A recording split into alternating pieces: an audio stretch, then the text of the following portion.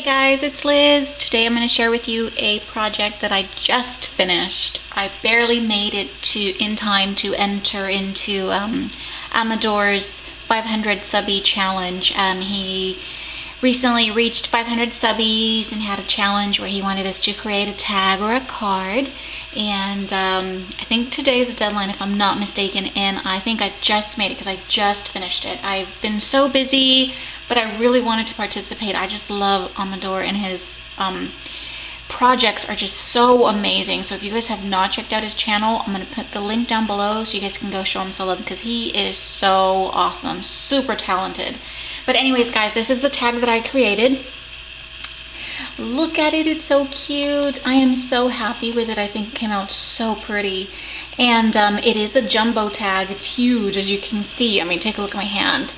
And what I did is, I had purchased those jumbo tags over at Hobby Lobby, the really big ones. I don't think they're the super big ones, but they're the second to big. Here they are. And I knew I wanted to use the corrugated board. So what I did is I used one of these to trace onto just a piece of cardboard box, guys. Just a regular, I took a piece of, from a box, and I traced the tag, and then I just cut it out. And what I like to do is I love working with corrugated board because of the texture, and it's such an amazing look. What I do is I peel back like a little bit of the layer. Let me show you. So see, this is what you get. And so after I traced the tag, I just cut it out, and I peeled part of this in just some areas, just randomly, because I really like the way it looks. And then I painted the tag in the vintage white.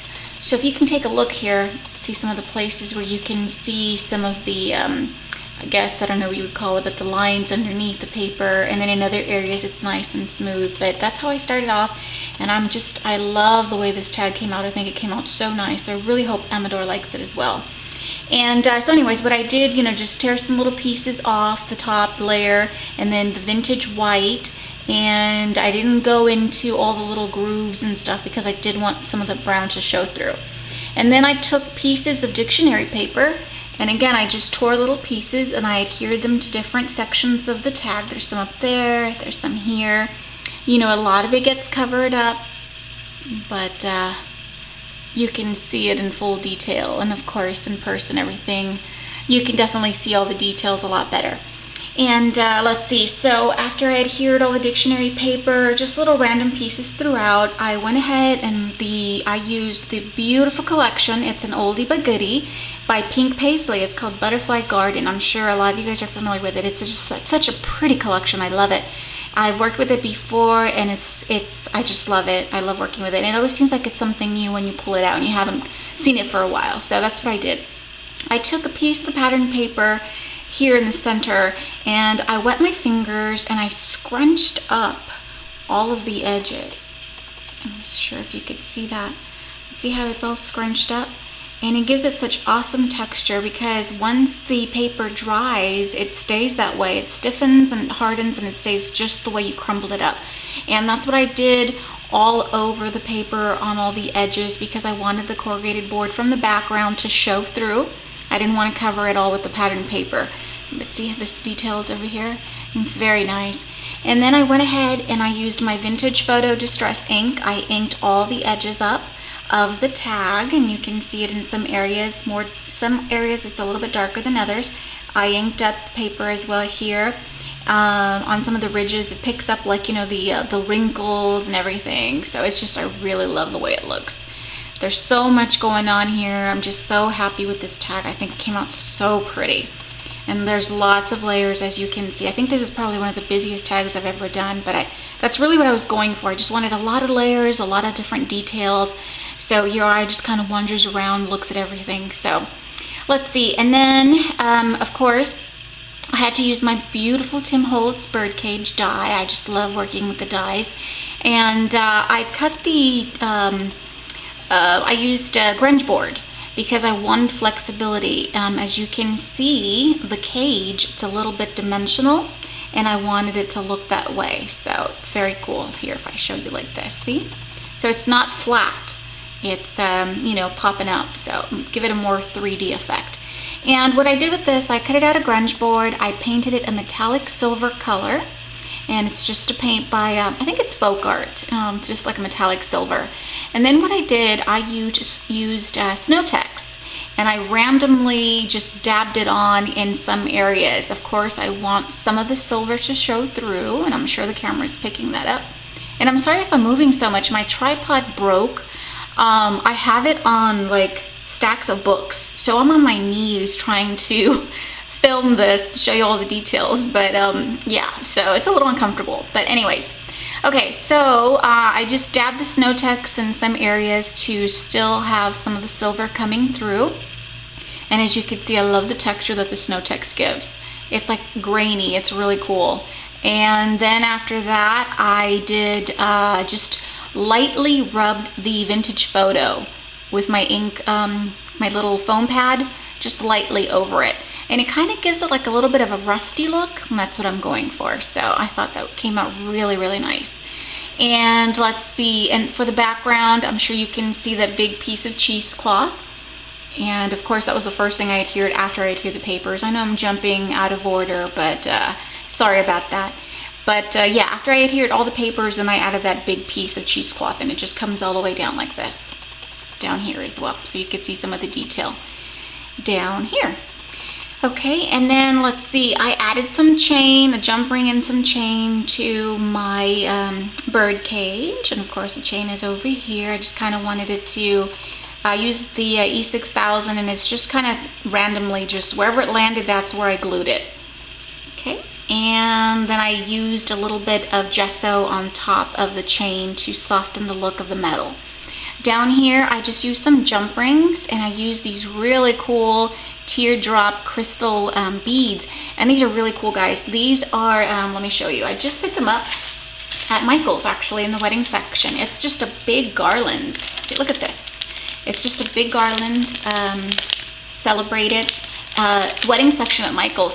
And I don't know if it's on clearance everywhere, but it's on clearance at my Michael's. It's normally $12.99.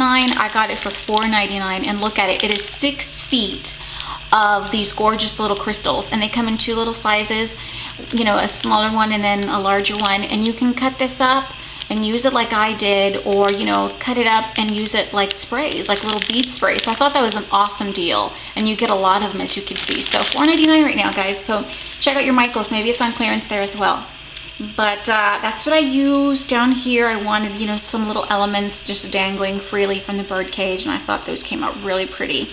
And I did some fussy cutting. This is fussy cutting from the paper collection here. These are some little, I guess, leaves, little branches, and I cut those out of one of the papers, and I adhered them down here, and I wanted some to go underneath the Birdcage so you could see them behind the Birdcage, and then also to some go over the Birdcage. So as you can see here, and then there's some more fussy cutting that I did over here in the back with the branches and the leaves.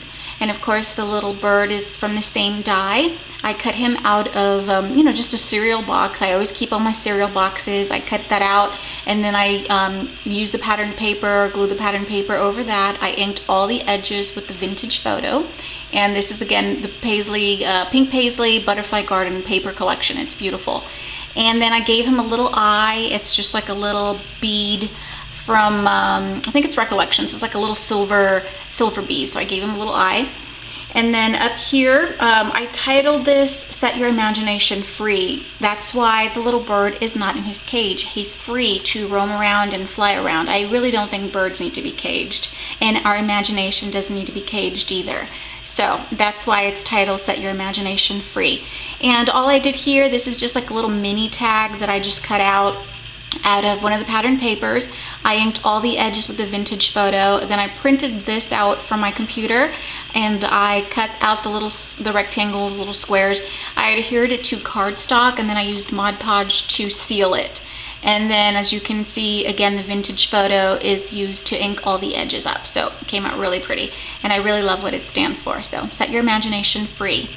And then here, again, let me see if I bring it closer so you guys can see. Here's some more fussy cutting branches and leaves from the paper collection. And then I just have a little flower cluster here. These two are from my stash. They're like these little white carnations. And this one I used an ink pad to ink it pink just on the edges. And this little mint flower is also for my stash, and it's very cute, and I just did a little flower cluster there. Up here, this is some crinkled seam binding that I dyed using Cotton Candy Pink by Lindy Stamp Gang. And I just made like a cute little bow. You guys know I don't make the best bows, but it's just a little itty bitty one. And then this little button here is gorgeous. Look at it. It is by Recollections. It's you know, some of their new embellishments that they have, so I thought that would be perfect as a center for my bow. So that goes there. And let me see, what else do I have? Oh, and I didn't want the, you know, the little tails from the bow to cover the sentiment up, so I kind of I glued them back a little bit. So that's why they're going to stay in place. They're not going to go anywhere. So didn't want to cover the title. Okay, and moving on, let's see, what else haven't I covered? Covered the bird. Oh, I think we're going to go here to my flower cluster down here. And okay, so here, like I said, these were all fussy cut from the paper collection. These are just little leaves.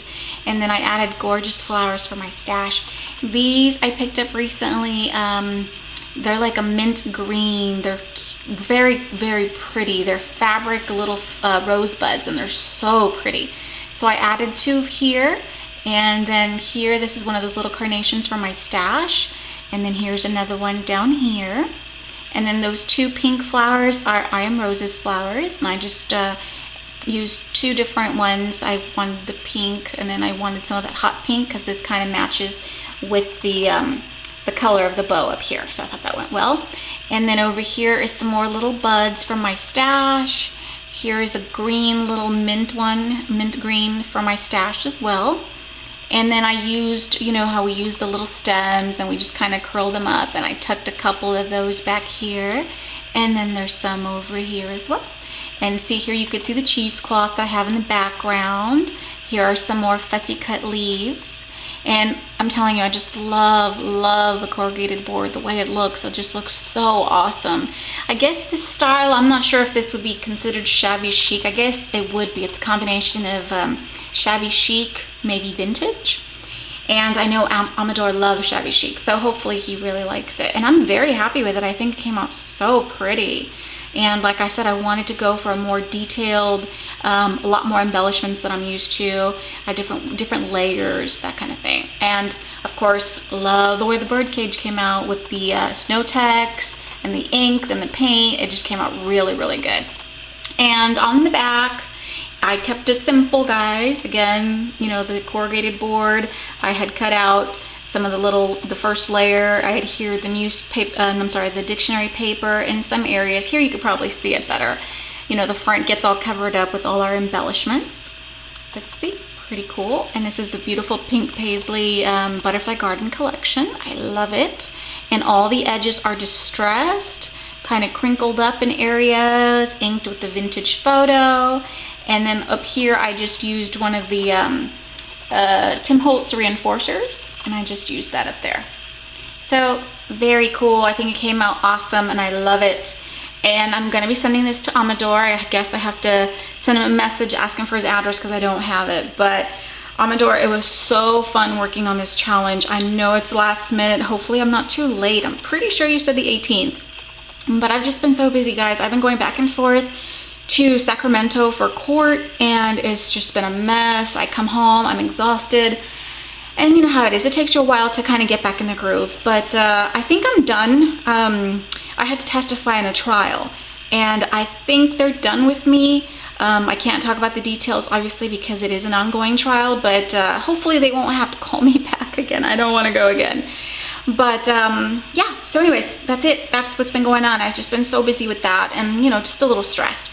But this was so fun. It was therapeutic. I love working, you know, on our amazing hobby, and you know, it's my passion. So it really helped me get back in the groove of things. So I hope you guys like it as well. And if you have any questions, please leave me a comment. You guys know I always get back to you. I appreciate all your wonderful comments and all your support, and thank you so much. And you guys, if you have not checked out Amador's channel, please do so. He is amazing. You will not be disappointed. And I'm put the link down below so you guys can check him out and show him some love. But anyways, guys, there's my tag for you. I really hope I didn't miss any details.